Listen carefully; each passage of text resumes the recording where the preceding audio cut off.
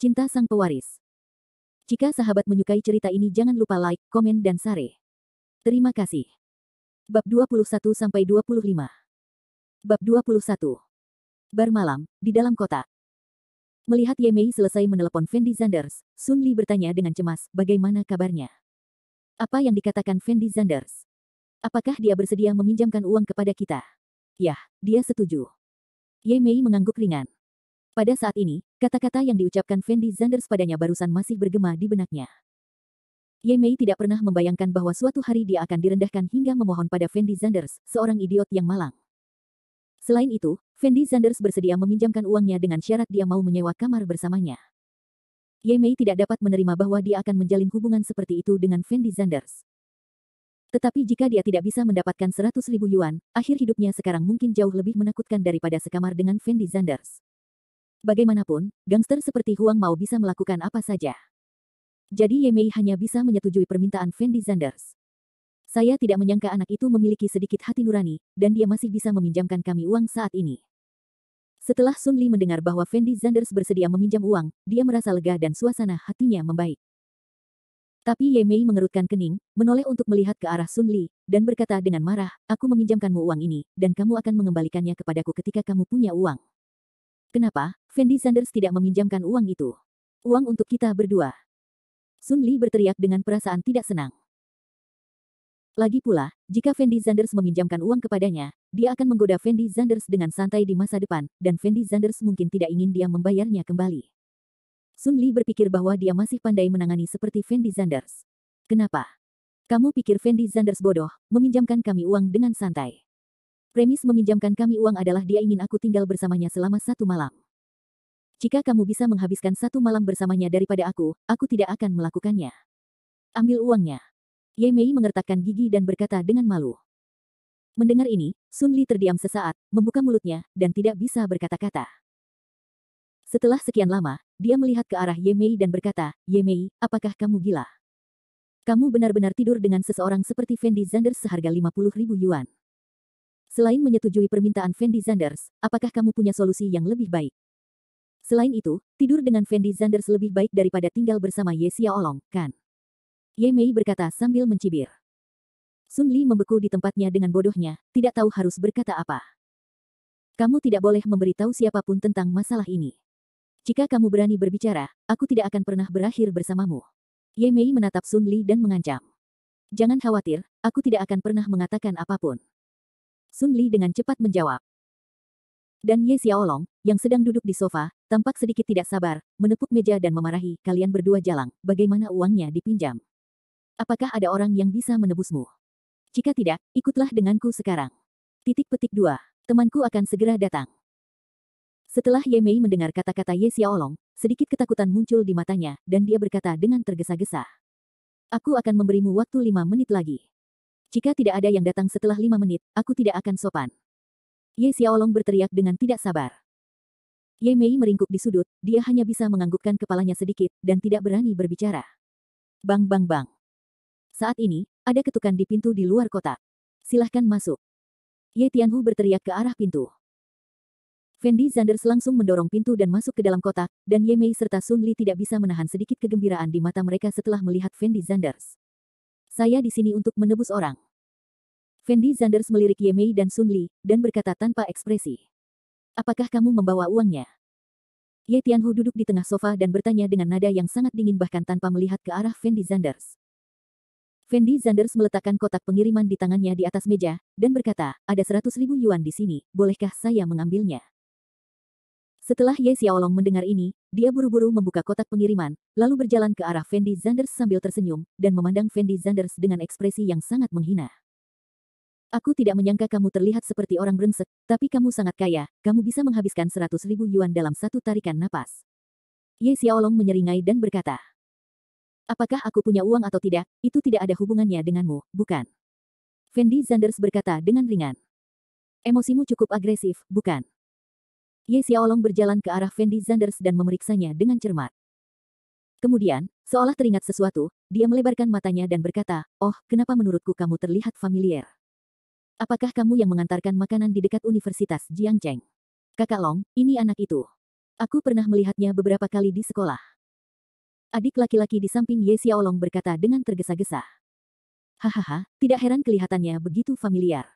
Berapa banyak takawai yang harus kamu antar untuk 100.000 yuan? Aku biasanya hidup hemat, apakah itu sepadan untuk kedua pelacur ini? Ye Xiaolong bertanya pada Fendi Zanders dengan nada yang sangat menghina. Saudaraku Long, kudengar anak ini dicampakkan oleh pacarnya belum lama ini. Setelah mengantarkan makanan selama 3 tahun, semua uangnya dihabiskan untuk wanita itu, dan pada akhirnya dia kabur bersama generasi kedua yang kaya. Terlebih lagi, ketika dia pergi ke hotel untuk mengantarkan makanan, dia mengetahui bahwa pacarnya menyewa kamar dengan generasi kedua yang kaya itu, jadi dia menyadari bahwa dia adalah orang yang ramah lingkungan. Anak ini hanyalah penyu hijau. Hahaha, anak ini terlalu bodoh ya. Kamu sangat keras, dan kamu bahkan menggunakan uang untuk menyelamatkan orang, itu membuatku tertawa. Ye Xiaolong tidak bisa menahan tawa ketika mendengar kata-kata adiknya. Yang lain juga tertawa. Bab 22. Menghadapi ejekan semua orang, ekspresi Fendi Zanders sangat tenang. Dia berdiri di sana dengan pandangan kosong, tanpa menyangkal sepatah kata pun. Karena menurutnya, orang-orang tersebut hanyalah badut. Namun di mata orang lain, ini adalah penampilan pengecut Fendi Zanders.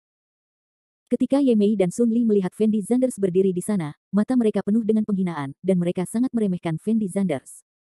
Mereka belum pernah melihat anak laki-laki yang dipermalukan seperti ini dan tetap acuh tak acuh. Itu sangat tidak berguna. Saat ini, keduanya memahami sebuah kebenaran, yaitu, meskipun Fendi Zanders punya uang, tetap tidak ada cara untuk mengubah fakta bahwa dia adalah seorang brengsek. Ye Mei bahkan mulai sedikit menyesalinya. Dia merasa sekamar dengan orang seperti Fendi Zanders akan menjadi noda dalam hidupnya. Dia bahkan mulai merasa bahwa meskipun dia sekamar dengan Ye Xiaolong, itu akan jauh lebih baik daripada sekamar dengan Fendi Zanders. Apakah kamu sudah cukup tertawa? Fendi Zanders menatap Ye Xiaolong di depannya, dan bertanya dengan lembut. Tidak, hahaha, biarkan aku tertawa lebih lama. Aku sudah tumbuh dewasa, dan aku belum pernah melihat orang sepertimu sebelumnya. Aku benar-benar tertawa sampai mati. Ye Xiaolong memegangi perutnya dan tertawa liar. Ketika Fendi Zanders mendengar ini, dia tidak banyak bicara, dan hanya berdiri kosong. Sun Li dan Ye Mei memandang Fendi Zanders dengan ekspresi tidak bisa berkata-kata. Setelah sekian lama, Ye Xiaolong berhenti tertawa, lalu memandang Fendi Zanders dan berkata, "Oke, karena kamu membawa uang, maka aku tidak akan mempersulitmu, bantu aku menjilat sepatuku hingga bersih, dan aku akan membiarkan kamu pergi." Mendengar ini, Fendi Zanders menatap Ye Xiaolong dengan mata dingin. Dalam sekejap, seluruh kotak menjadi sunyi. Melihat Fendi Zanders sepertinya tidak ingin menjilat sepatunya, Ye Xiaolong berteriak dengan ekspresi galak, "Apakah kamu tuli, nak? Aku memintamu untuk menjilat sepatuku sampai bersih, jadi apa yang tidak kamu dengar? Aku sudah memberimu uang, apalagi yang kamu inginkan?" Fendi Zanders berbisik pada Ye Xiaolong. Saat ini Fendi Zanders tidak ingin mengungkapkan identitasnya, jadi dia tidak peduli dengan apa yang baru saja terjadi dengan Ye Xiaolong. Namun perilaku menjilat sepatu telah melanggar prinsip Fendi Zanders. "Apa yang aku inginkan, apa kamu tidak mendengarnya tadi? Jilat sepatuku sampai bersih, dan kamu bisa membawa pergi kedua pelacur ini." Jelas sekali, Ye Xiaolong tidak berniat membiarkan Fendi Zanders membawanya pergi. Lagi pula, kedua gadis itu, Ye Mei dan Sun Li, bisa dibilang mempesona, dan tidak mudah untuk bertemu mereka sekalipun. Itu sebabnya dia sengaja mempersulit Fendi Zanders saat ini. Jika Fendi Zanders benar-benar berlutut dan menjilat sepatunya, maka Ye Xiaolong akan mencari cara lain untuk mempersulit Fendi Zanders. "Fendi Zanders, kenapa kamu masih berdiri di sana? Cepat jilat, kita bisa pergi setelah menjilat." Melihat Fendi Zanders tertegun di tempatnya, Ye Mei buru-buru memanggil. Mendengar ini, mata Fendi Zanders tiba-tiba menjadi dingin. Dia tidak pernah mengira Ye Mei akan mengatakan hal seperti itu, lagi pula, dia datang ke sini untuk menyelamatkan mereka berdua kali ini. "Nak, apakah kamu mendengarku? Cepat jilat sepatuku hingga bersih, lalu kamu bisa keluar." Ye Xiaolong berkata kepada Fendi Zanders sambil tersenyum. Fendi Zanders berdiri di sana tanpa ekspresi, tanpa mengucapkan sepatah kata pun. "Xiaolong, berhentilah membuat masalah." Pada saat ini, Ye Tianhu, yang selama ini diam, tiba-tiba memanggil. "Saudaraku, kamu." Ye Xiaolong memandang Ye Tianhu dengan sedikit keraguan, tidak tahu mengapa dia ingin menghentikannya. Karena Fendi Zanders membawa uang ke sini, jangan mempermalukan dia, biarkan saja. Ye Tianhu berkata dengan ringan. "Tapi aku." Ye Xiaolong tampak sedikit enggan. "Aku sudah bilang padamu untuk melepaskannya, kamu tidak mendengarnya, kan?" Ye Tianhu mendengus dingin. Ye Xiaolong memandang Ye Tianhu ragu-ragu sejenak, dan kemudian berkata dengan suara keras, "Oke, kamu beruntung hari ini, bawalah kedua pelacur ini bersamamu, dan jangan biarkan aku melihatmu lagi."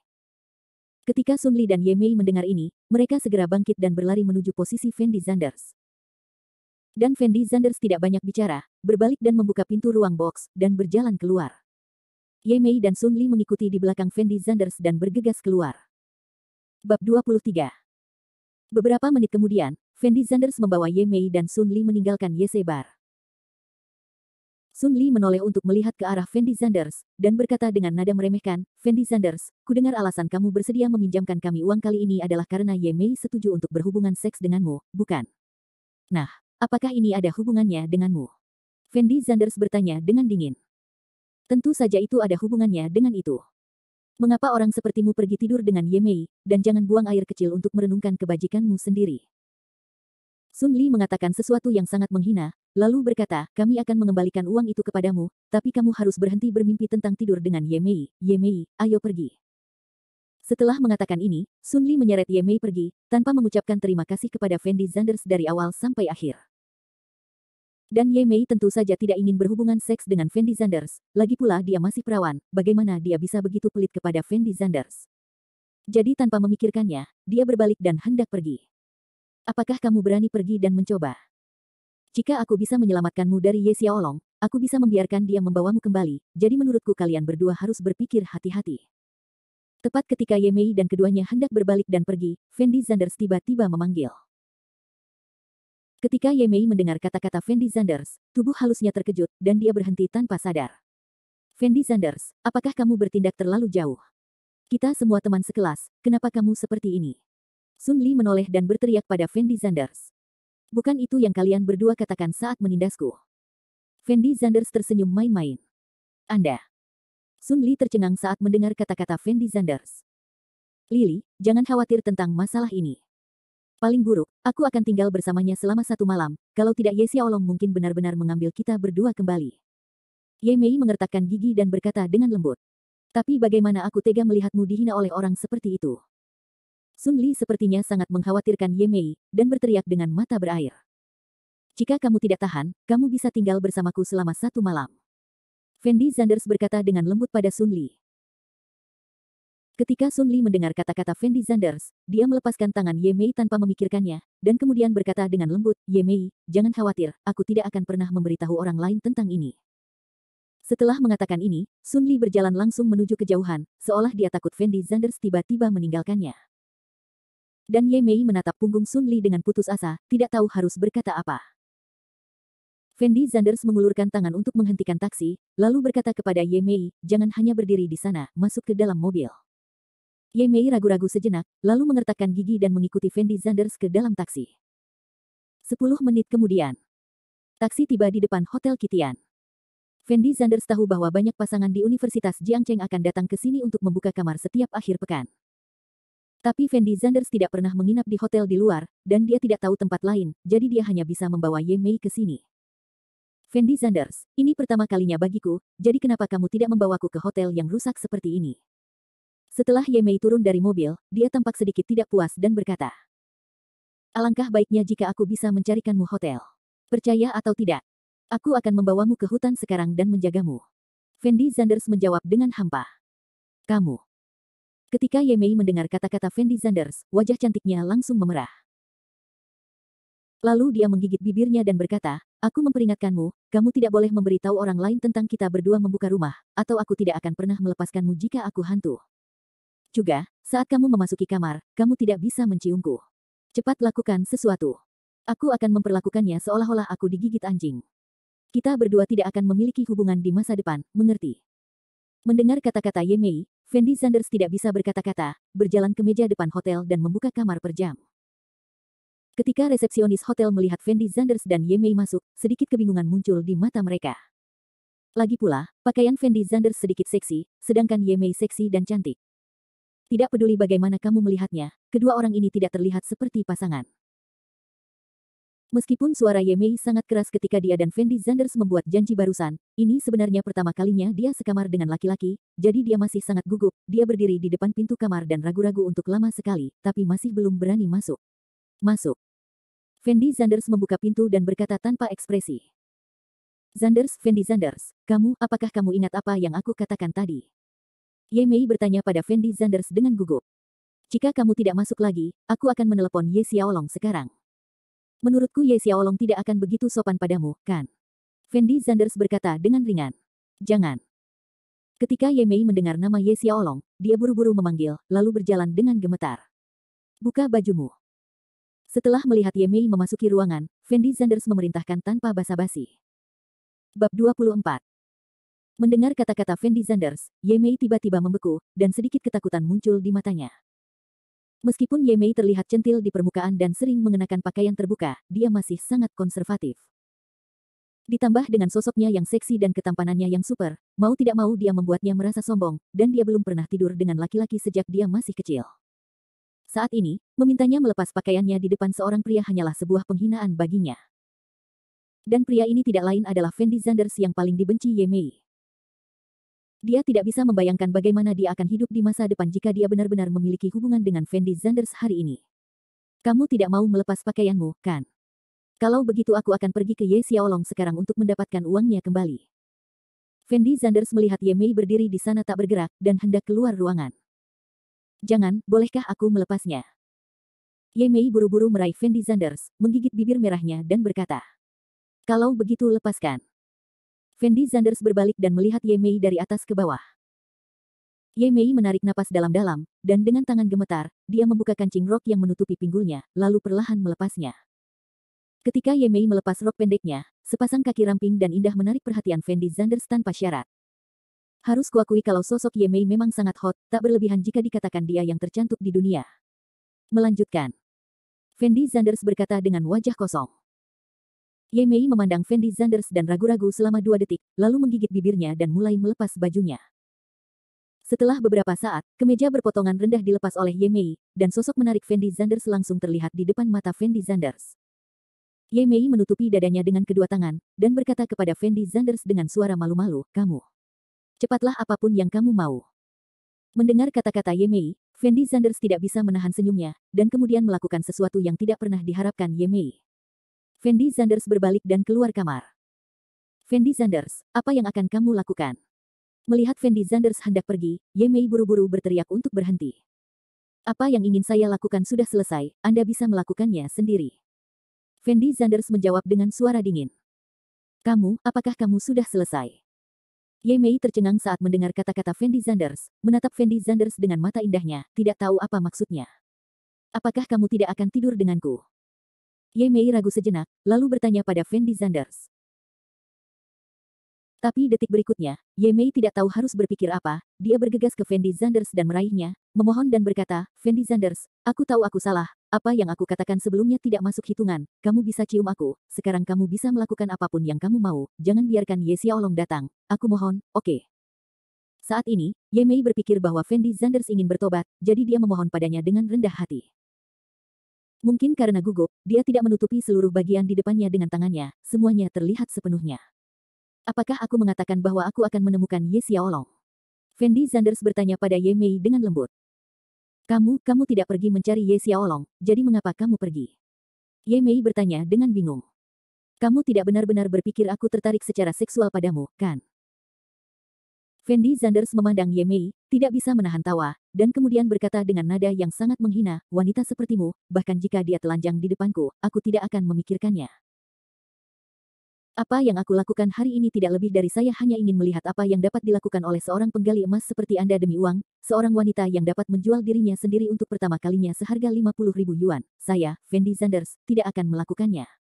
Anda bajingan. Ye Mei tidak bisa menahan cemberutnya, dia menatap Fendi Zanders dengan tajam dan mengutuk. Kenapa aku bajingan? Fendi Zanders bertanya dengan acuh tak acuh. Fendi Zanders, kamu melakukan ini untuk mempermalukanku, kan? Ye Mei berkata dengan marah. Benar, aku hanya mempermalukanmu. Aku ingin kamu tahu bahwa meskipun wanita sepertimu naik ke tempat tidurku dalam keadaan telanjang, aku tidak akan repot-repot menyentuhmu. Jawab Fendi Zanders dengan nada menghina, lalu berbalik dan berjalan keluar ruangan. Hanya Ye Mei yang tersisa sendirian, tertegun di tempat, dan kata-kata Fendi Zanders barusan terus bergema di benaknya. Saat ini, Ye Mei menyadari betapa konyolnya perilakunya barusan. Mungkin dia sama sekali tidak memenuhi syarat untuk mempermalukan Fendi Zanders, karena dia belum tentu lebih mulia dari Fendi Zanders. Bab 25. Di sisi lain, setelah meninggalkan hotel selama 7 hari, Fendi Zanders langsung mengeluarkan ponselnya dan menghubungi nomor Fang Zihua. Tuan Zanders, apakah Anda punya perintah? Begitu telepon terhubung, suara Fang Zihua terdengar. Bantu aku menyelidiki seseorang, orang ini adalah Ye Xiaolong. Fendi Zanders berkata dengan lembut. Baiklah, Tuan Zanders, saya akan mengirim seseorang untuk menyelidikinya segera, dan seseorang akan menghubungi Anda nanti. Fang Zihua segera menyetujuinya. Fendi Zanders mengangguk, lalu menutup telepon dan bergegas menuju Universitas Jiangcheng. Namun sebelum Fendi Zanders memasuki sekolah, sebuah mobil Bentley berhenti di depan Fendi Zanders. Seorang pria paruh baya berjas keluar dari mobil, membungkuk kepada Fendi Zanders dengan wajah penuh, dan berkata dengan hormat, Tuan Zanders, halo. Fendi Zanders memandang pria berjas itu dari atas ke bawah, dan bertanya dengan ragu, apakah Anda dari Fang Zihua? Ya, Tuan Zanders, Tuan Fang meminta saya untuk menyelidiki seorang pria bernama Ye Xiaolong. Saya baru saja melakukan penyelidikan. Apakah Anda akan mencarinya sekarang? Pria berjas itu berkata dengan tergesa-gesa. Baiklah, ayo pergi sekarang. Fendi Zanders mengangguk. Tuan Zanders, silakan masuk. Ucap lelaki berjas itu sambil membuka pintu mobil dan menutupi atap dengan tangannya, dengan sikap sangat hati-hati. Fendi Zanders merasa sedikit malu dengan pria berjas itu, dan berkata dengan lembut, sebenarnya, Anda tidak perlu terlalu sopan kepada saya. Tuan Zanders, Anda adalah bos Tuan Fang, dan Tuan Fang selalu menjadi bosku. Aku harus bersikap sopan padamu. Pria berjas itu menjawab dengan lembut. Hehe, lalu siapa namamu? Fendi Zanders menertawakan pria berjas itu. Nama saya Xie Huaqiang, Tuan Zanders, Anda bisa memanggil saya Xiao Qiang. Pria berjas itu berkata sambil mengemudi. Kamu adalah Xie Huaqiang. Mendengar ini, wajah Fendi Zanders tiba-tiba berubah, dan ekspresinya sangat terkejut. Tuan Zanders, pernahkah Anda mendengar nama saya? Xie Huaqiang bertanya sambil tersenyum. Tentu saja aku pernah mendengarnya. Siapa di Jiangcheng yang tidak mengetahui reputasimu sebagai Xie Huaqiang? Fendi Zanders menjawab dengan heran. Haha, Tuan Zanders, Anda terlalu dihormati. Saya hanyalah seorang adik laki-laki di depan Tuan Zanders. Jika Anda punya perintah, Tuan Zanders, Anda tidak perlu menelepon Tuan Fang, telepon saja saya. Xie Huaqiang memandang Fendi Zanders dengan sangat hormat. Dikatakan. Fendi Zanders memandang Xie Huaqiang tanpa daya, tidak tahu bagaimana mengekspresikan suasana hatinya saat ini. Selama Anda berasal dari Jiangcheng, Anda pasti sudah mendengar kurang lebih nama Xie Huaqiang, dan Fendi Zanders tentu saja pernah mendengarnya dari teman-teman sekelasnya. Konon di kota Jiangcheng, ada seorang pria bertubuh besar yang tangan dan matanya serba hitam putih, bernama Xie Huaqiang. Di seluruh kota Jiangcheng, hampir tidak ada yang berani memprovokasi Xie Huaqiang, dan sebagian besar tempat di kota Jiangcheng berada di bawah kendali Xie Huaqiang. Saat ini, Fendi Zanders tidak pernah bermimpi bahwa saudara sosial legendaris Xie Huaqiang akan menyetir sendiri, dan membiarkan dia memanggilnya Xiao Qiang. Jika Wang Xiong Glases dan yang lainnya mengetahui hal ini, bukankah mereka akan takut setengah mati? 10 menit kemudian. Xie Huaqiang memarkir Bentley di depan YC Bar, lalu keluar dari mobil dan membantu Fendi Zanders membuka pintu mobil, dan berkata dengan lembut, Tuan Zanders, saya meminta orang-orang saya untuk menyelidikinya, Ye Xiaolong yang Anda sebutkan seharusnya ada di sini. Bar sekarang. Baiklah, ayo masuk dan melihat. Fendi Zanders menjawab dengan lembut, lalu langsung berlari ke night bar. Setelah beberapa saat, Fendi Zanders menemukan kotak yang baru saja dia masuki, dan mengulurkan tangannya untuk membuka pintu. Ye Xiaolong, yang sedang bermain poker di dalam, mau tidak mau tercengang saat melihat Fendi Zanders masuk. Kemudian dia menyeringai dan berkata sambil tersenyum, oh, bukankah ini topi hijau Fendi Zanders kita? Mengapa kamu kembali? Apakah kamu akan kembali dan menjilat sepatuku? Maaf, mungkin sepatuku kali ini kotor. Fendi Zanders memandang Ye Xiaolong dan tersenyum dengan tenang. Sepatumu kotor. Ketika Ye Xiaolong mendengar kata-kata Fendi Zanders, dia tertegun sejenak, lalu dia bereaksi dan berjalan menuju Fendi Zanders dengan wajah penuh amarah. Pada saat ini, Ye Tianhu, yang sedang duduk di sofa, juga menyipitkan matanya ke arah Fendi Zanders, seolah dia sedikit bingung dengan apa yang ingin dilakukan Fendi Zanders ketika dia kembali kali ini. Nak, kamu baru saja bilang sepatumu kotor, kan? Ye Xiaolong memandang Fendi Zanders dengan provokatif dan berkata, itu benar. Fendi Zanders sedikit mengangguk. Saudaraku, sepatu anak ini kotor, menurutmu apa yang harus aku lakukan? Ye Xiaolong tiba-tiba membuka mulutnya dan berteriak keras. Ledakan. Di dalam kotak, lebih dari selusin adik laki-laki segera mengepung Fendi Zanders. Tuan Zanders, dia baru saja mengatakan bahwa sepatunya kotor, apa yang Anda maksud dengan begitu banyak orang berkumpul? Saat ini, Xie Huaqiang masuk ke dalam kotak. Ye Tianhu, yang awalnya duduk di sofa dan minum bir, tiba-tiba menoleh ketika dia mendengar suara si Hua Qiang, dan kemudian dia membeku di tempat seperti disambar petir, dengan ekspresi yang sangat terkejut di wajahnya. Dari mana asalmu? Ye Xiaolong tidak mengenal si Hua Qiang, jadi dia menatapnya dengan tajam dan mengutuk. Ledakan. Begitu Ye Xiaolong selesai berbicara, Ye Tianhu bergegas ke depannya, menendangnya, dan menjatuhkannya ke tanah. Kemudian dia menatap matanya dan memarahi dengan keras, mengapa kamu berbicara dengan saudara Qiang? Cepat dan bersujud kepada saudara Qiang untuk meminta maaf.